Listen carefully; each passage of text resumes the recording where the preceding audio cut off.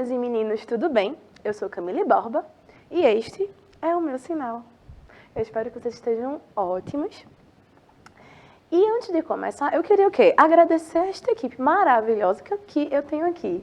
Tenho o Anderson fazendo gentilmente a nossa tradução para Libras, o que torna a nossa aula muito mais acessível, né, gente? Já pensaram nisso? Temos também o quê? Nossa queridíssima professora de língua portuguesa, Adriana Maria, fazendo o nosso chat. Olá, professora, tudo bem? Olá, Camille, tudo bem? Estamos aqui juntos, tá, pessoal? É um prazer tê-la aqui, como sempre. E vamos lembrar uma coisinha, que nossas aulas estão todas no canal do YouTube Educa Recife. Vocês já foram lá checar? Tem todas as aulas do começo do programa até agora, todas as matérias, todos os anos. As playlists estão divididas por ano, então se vocês quiserem assunto do 8º, do 9º, do 7º, anos iniciais, tá tudo lá, tá certo? E além do nosso canal, nossas aulas também estão onde? Todas no aplicativo Educa Recife, que vocês podem baixar tanto nas lojas de aplicativo, quanto pelo QR Code. Tá certo? E o que é legal do aplicativo, além das aulas, é exatamente o chat. Então, vocês sabem disso, tentem se conectar e vamos aqui ter uma nova aula, tá certo? Eu sei que a gente está vindo de semanas com aulas um pouco mais técnicas, né? Muita gramática, mas é importante que a gente conheça o funcionamento da língua. Né? O que a gente vai falar hoje, na verdade, são sobre os acordos que a língua portuguesa já passou, porque esse de 1990, que está sendo implementado, né? Que foi implementado, ele é o terceiro, quarto acordo, né? Então, lembra que a gente já viu o quê? Deixa eu até passar aqui para a gente ter uma tela, né, bonitinha. Então, ó, respirem fundo, se conectem no chat, peguem lápis, cadernos e afins, sentem-se confortavelmente, tá? E vejam, a gente já viu que a professora Viviane gentilmente já antecipou para vocês muitas das regras. Lembra? A acentuação, a queda do trema. A gente já viu junto o quê? A história da língua portuguesa, como a linguagem, né, chegou nos países lusófonos, as mudanças que vêm do latim. E hoje eu achei interessante trazer isso, para que na próxima aula a gente encerre esse conteúdo falando o quê? Das regras que faltam, que são as regras do hífen, né? E eu sei que é um assunto muito técnico, mas com calma a gente vai entendendo, tá? Eu acho interessante a gente entender o porquê do acordo, quais acordos antes, para que a gente consiga acompanhar esse percurso, né? Entender por que a gente teve por que houveram tantas mudanças, né? Por que houve tantas mudanças? E vamos lá. Aí, para revisar, eu queria, lembrar o quê? Que a gente já viu o quê?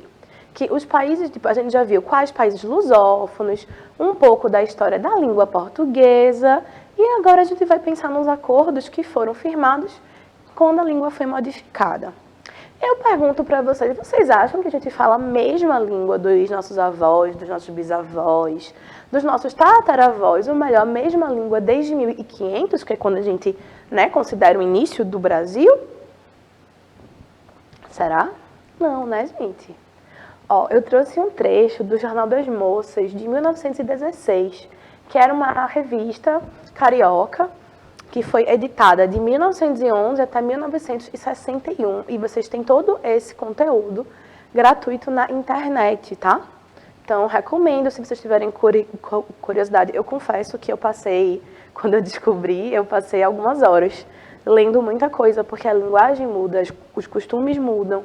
Então, a gente pode pensar em jornais, revistas, na literatura como o quê? Um retrato social específico, né? Aqui a gente vai ver como se comportava a sociedade fluminense em 1916. Eu escolhi um texto que fala sobre o véu, a moda do véu. Mas a gente já percebe o quê? Véu escreve com O ou com U. Hoje em dia a gente escreve com U. Mas em 1916 era com O. Então, veja, é interessante a gente saber essas mudanças, porque pode ser que nós nos deparemos com textos mais antigos, E aí a gente pode estranhar, né? Então eu vou pedir para a gente colocar na tela aqui o texto para a gente tentar ler algumas coisinhas, tá? Ó. Como dissemos em o número anterior, então ó, a gente não tem acento. E número é uma palavra o quê? Proparoxítona. Isso quer dizer o quê? A sílaba tônica mais forte é a última. É a primeira. Eu não lembro se a gente fala primeiro ou última, mas é aquela, né?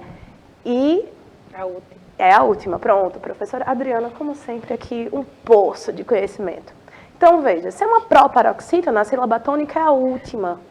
E qual é a regra básica de acentuação atual? Toda a proparoxítona é acentuada. Mas em 1916, não. Então, vejam, ó. Como dissemos em um número anterior, nestas ligeiras notas, o véu voltou a ser usado pelas elegantes parisienses e presentemente é um acessório. Ó. De novo, a gente tem o quê? Uma palavrinha sem acentuar. Indispensável também. Então, a gente vai vendo que essas mudanças. A toilette, que é as roupas, né? Ao vestimento. Seu império ressurgiu, tá vendo? A gente não tem o U, tem o O. Com rapidez extraordinária, mesmo caso sem acento. De modo que hoje em Paris, observem, Paris a gente escrevia com Z e hoje a gente escreve com S. Não se vê uma cara feia ou bonita que não esteja coberta por um véu de tule finíssima. Houve uma época em que o véu era tão indispensável que simplificava uma das ilusões das mulheres chiques. Ó, a gente não escreve mais chique desse jeito, né? A gente teve uma mudança. Depois começou a decair. Eu acho decair com H estranhíssimo, estranhíssimo. Porque esse H, ele caiu. Né? Tem muitas palavras, por exemplo, farmácia, que a gente escrevia um P e um H com um som de F e a gente não usa mais. E isso por quê? Por causa de diversos acordes que a gente vai ver agora. Ó, tornando-se quase. Eu acho esse quase com I interessante também. Porque a gente hoje é alfabetizado de uma outra maneira. Então, é sempre interessante ler textos muito, muito anteriores. Quase um acessório. Então, ó, essa letra repetida, extravagante, extravagante com S. E agora, finalmente, a moda reconhece seu erro e nos restitui um bom amigo que resguarda a cutis dos rigores do tempo, evita que os cabelos, ó, o L duplicado, se desalinhem aos impulsos do vento e, quando é preciso, dissimula esses pequeninos vestígios que impiedosamente se apresentam para anunciar que a mocidade nos abandona, ainda que acreditemos ao contrário. Então, aqui tem a referência, vocês podem procurar, realmente é um conteúdo interessante, para quem tem curiosidade, né? Então, eu trouxe aqui algumas palavras que a gente claramente percebe que se escrevem de maneira diferente. Então, ó, véu e véu, acessório, Paris, decair, quase, anunciar. Eu poderia ter trazido cabelo com 2 L's, né? E aí, deixa eu perguntar, fazendo aqui uma... Vocês lembram que são variações linguísticas? Lembrar. Ó, a variação linguística é o quê? É um fenômeno que ocorre em todas as línguas. Estas sofrem mudanças conforme o tempo passa e em razão do contato com outras línguas. As particularidades de cada falante, com sua idade e nível de escolaridade, também fazem com que a língua não seja a mesma. Além disso, a língua também é empregada de modo diferente em situação que exigem mais ou menos formalidade. E dentro das diversas variações linguísticas, a gente tem as variações históricas, que são aquelas o quê? Que falam, que tratam das mudanças ocorridas na língua com o decorrer do tempo. Algumas expressões deixaram de existir, outras novas surgiram e outras se transformam com a ação do tempo. Aí, ó, um clássico exemplo da língua portuguesa é o termo você.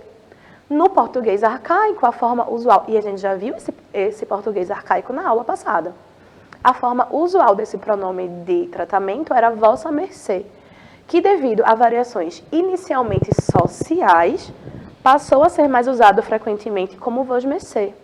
Com o passar do século, essa expressão reduziu-se ao que hoje falamos como você, que é a forma incorporada pela norma padrão, visto que a língua adapta-se aos usos de seus falantes. Por quê?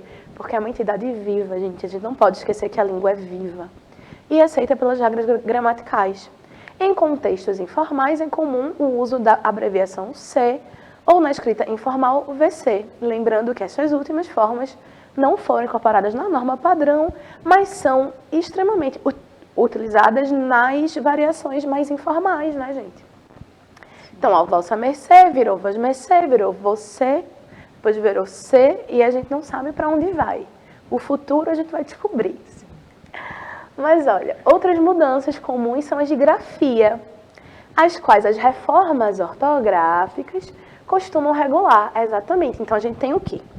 A gente tem mas alguns agentes de mudança da linguagem, né? Então, a gente tem o aspecto social, o uso, os falantes, a gente tem, por exemplo, algumas palavras, elas se modificam porque os falantes não conseguem falar o modo correto, entre aspas, e aí vão adaptando.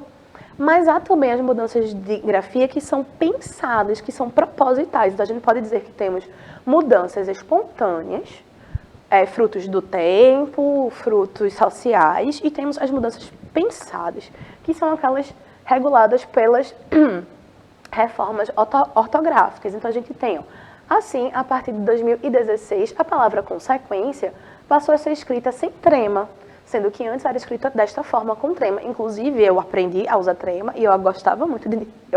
Eu particularmente achava o trema uma coisa bonita, mas é meramente estético, né? Do mesmo modo, a palavra fase é hoje escrita com a letra F, devido à reforma ortográfica de 1911, sendo que antes era escrita com PH. Então, a gente tem consequência, consequência, fase, fase. E aí, agora que a gente vai para as reformas ortográficas. Então, vamos com calma. Eu vou lendo aqui o texto, vou explicando e a gente vai construindo aqui um conhecimento, tá? Então, os acordos ortográficos atualizam as regras gramaticais da língua escrita e falada e as oficializam. Uma vez assinado o acordo, o país ou países em questão e seu povo devem adaptar-se, adaptar às suas mudanças. Então, é o que aconteceu. O acordo atual ele é de 1990, o ano em que eu nasci. Então, veja quanto tempo existe, né? Mas ele só começou, de fato, a ser implementado a partir de 2009 ou 2012. E só se tornou realmente obrigatório em 2016. Mas, para alguns países, ele só vai ser obrigatório em 2029, eu acho, 2026. Então, assim, a gente tem muito tempo ainda. Tanto que a gente continua estudando as mudanças. Por quê? Porque para a gente que aprendeu a ler e a escrever antes das reformas, é necessário um tempo de adaptação, de a gente reaprender as regras. E um jeito fácil de reaprender as regras é usar a linguagem. Usar, escrever, ler. Na dúvida, consulta, gente, não é vergonhoso. Eu constantemente preciso ver as regras de hífen, por exemplo, porque são muitas e a gente não usa tanto hífen. Então, tem dúvida, é normal ter dúvida.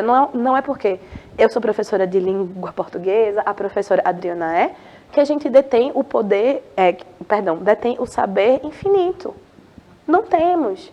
Então, qual é o melhor jeito da gente se acostumar? Vocês têm uma vantagem gigante na nossa frente. Porque vocês foram sendo alfabetizados com um acordo meio que em vigor. Então, vocês já tiveram esse contato. Eu tive que aprender assim, na marra, já na faculdade. Veja só. Recentemente, eu lembro que assim, a palavra ideia, quando perdeu o acento, eu fiquei com um rancor que era muito difícil. Para mim, escrever ideia sem acento.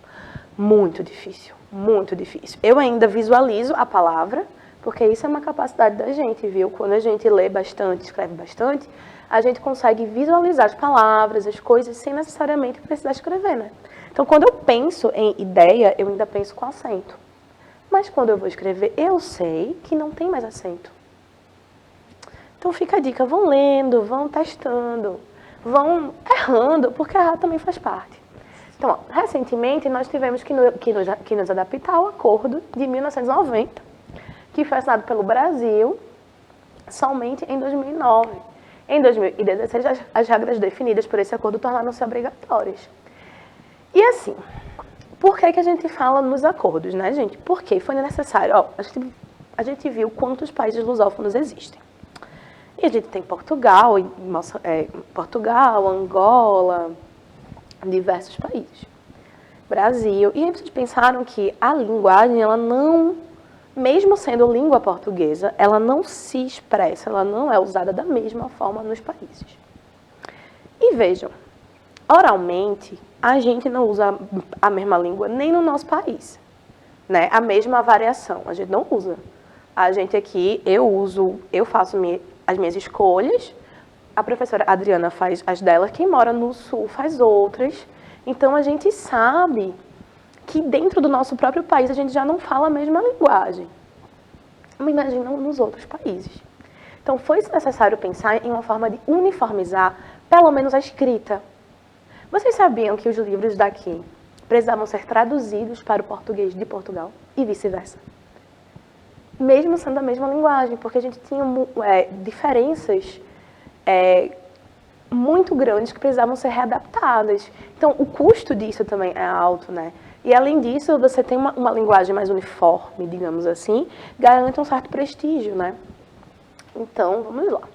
Eu vou passar, eu juro que eu não vou ficar enchendo o saco de vocês com tantas coisas teóricas, mas, ó, a reforma de 1911, ela basicamente faz o quê? Ela simplificou a grafia das palavras. Então, a gente perde das palavras que tinham influência grega e romana. Então, CH com som de K, que era arquitetura, a gente trocou pelo quê? O PH com som de F. O PH com som de F, não é? Então, a gente tem, ó, farmácia, filosofia, grafo, fono. O TH, que caiu o H. Então, ó, teatro, tórax, átomo, porque são consoantes. O H é uma consoante que não vai fazer uma diferença ali. Você vê, não faz um encontro consonantal que forma um novo som. Não, ele está ali quase que figurativamente, né? E aí, outro estilo e tal. Do latim, o MM. O primeiro M significava o som nasal e o segundo M silábico. Então, comércio era commercium em latim. MN, as duas letras estavam juntas pelas mesmas razões que o MM. A única diferença é que, em vez do M, o N que formava a sílaba. Então, aluno e coluna, né? Porém, nós brasileiros não adotamos essa reforma de imediato. Então, se a gente observar, por exemplo, aquele texto de 1916, a gente tem decair com H. A gente tem... Qual foi a outra palavra, gente? Eu falei, né? Deixa eu dar uma sacada aqui. Anunciar com 2 N's. Então, essa reforma, ela foi principalmente em Portugal, né? E a gente só vai ter uma nova reforma assim, a gente só assina um novo acordo em 31. E ainda assim a gente não coloca tudo em prática.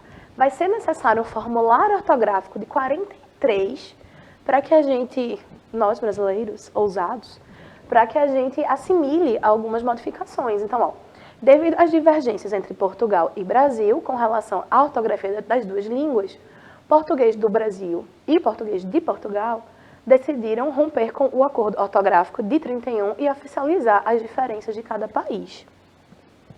Na verdade, o Brasil parece não ter obedecido o acordo, empregando ainda a grafia do latim e do grego, que a gente já viu que teria sido modificada em 1911. Para algumas palavras do vocabulário. Já Portugal já tinha implementado as mudanças de 1911 na língua. E aí teve esse rompimento, né? Já que os acadêmicos portugueses e brasileiros não conseguiram chegar a um acordo no início da década de 40.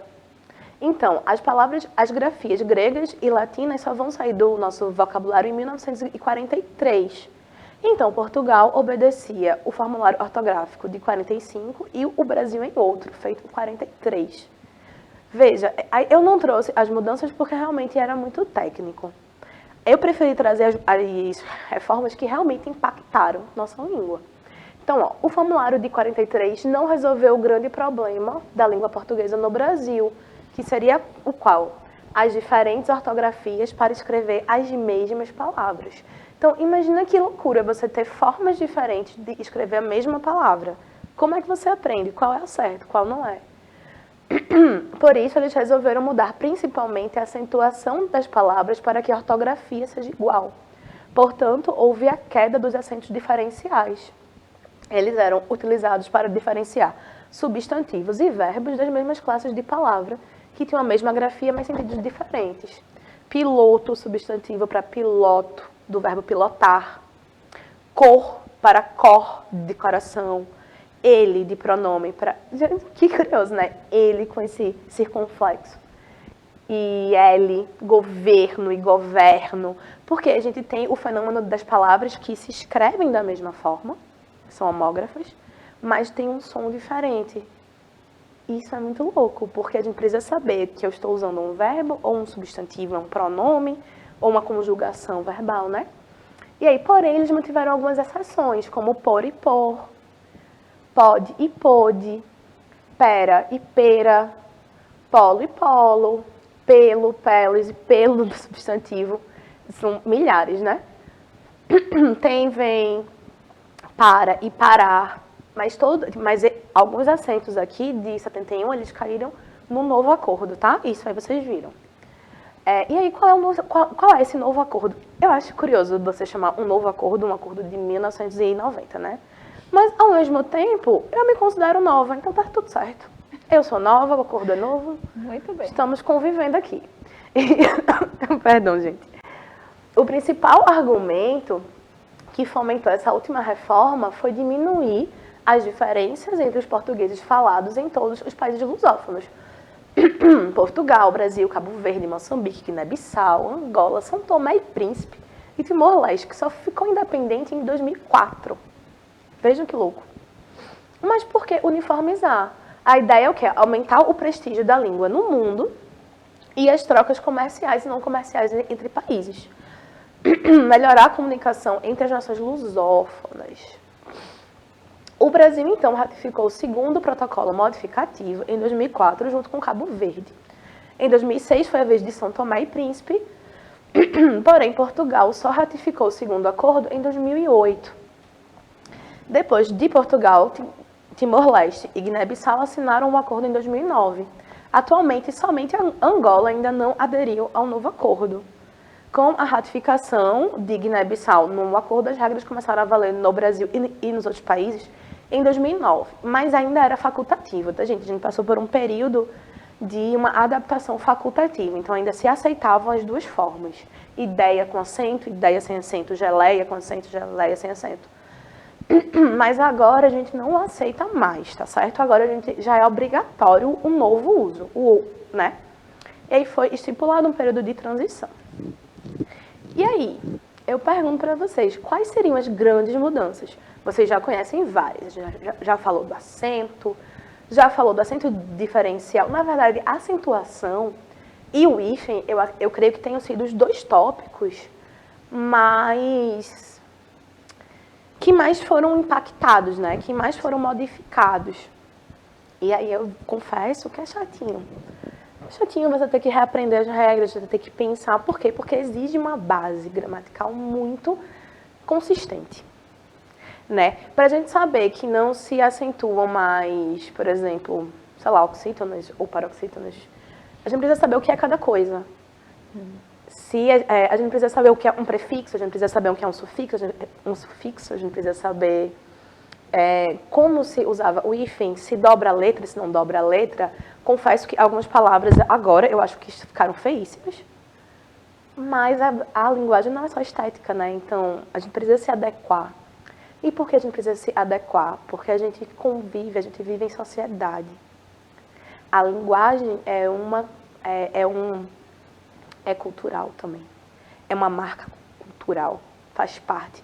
Nós somos brasileiros por quê? Porque habitamos o mesmo espaço geográfico, falamos a mesma língua, temos a mesma moeda. Então, são pontos de identidade. Eu já falei isso aula passada, mas eu tive um professor na universidade, Anco Márcio, que dizia que o sotaque é a vingança da pátria. Porque, embora você queira, eu posso dizer, eu quero sair daqui e esquecer que sou brasileira. Posso aprender outra língua. Eu falo francês, eu poderia, sei lá. Mas o meu francês é impregnado do meu português. Por quê? Porque a língua, o sotaque é a vingança da língua. Sempre vai ter. Porque a gente pode pensar foneticamente, nós como falantes de língua portuguesa, a gente consegue produzir alguns sons, por exemplo, os nasais, os nãos, pão, pães, mãe, que outras pessoas que falam outras linguagens que não estimularam, porque não há esse som tão anasalado, tem dificuldade. Por exemplo, no francês você faz muito um R fricativo, que ele é aqui, ó, faz o rrr. Então, très é difícil. Você fala très chique. Não é todo mundo que consegue fazer o fricativo. Por quê? Porque a gente não tem, em português, um som semelhante. Nossos R's são marcados diferentemente. Então, fiquem aí com essa reflexão, né? Que eu dei uma viajada agora, mas é interessante a gente refletir sobre isso, que a língua é nossa identidade e que ela vai deixar vestígio, porque ela é social e a gente só pensa através da linguagem. Já pensaram nisso? Não há nada abstrato que a gente consiga, que a gente pense que não passe pela linguagem, né? Bom, na próxima aula a gente vai ver quais as outras mudanças, tá, gente? Fazer alguns exercícios. Vou passar para a professora Adriana, que vai se despedir, e eu já venho dar um beijo em vocês. Então, pessoal, nessa aula tivemos várias informações, né? Revisamos todas essas informações sobre o novo acordo ortográfico. E aí eu me despeço de vocês e convidando para a próxima aula, que com certeza teremos, sim, nossa interação aqui normal no chat, tá bom? Um beijão, pessoal. Por hoje, espero que vocês tenham gostado. Obrigada, Anderson. Obrigada, professora Adriana. Obrigada à equipe que faz com que essas aulas, né, cheguem até vocês. Um beijo, até a próxima.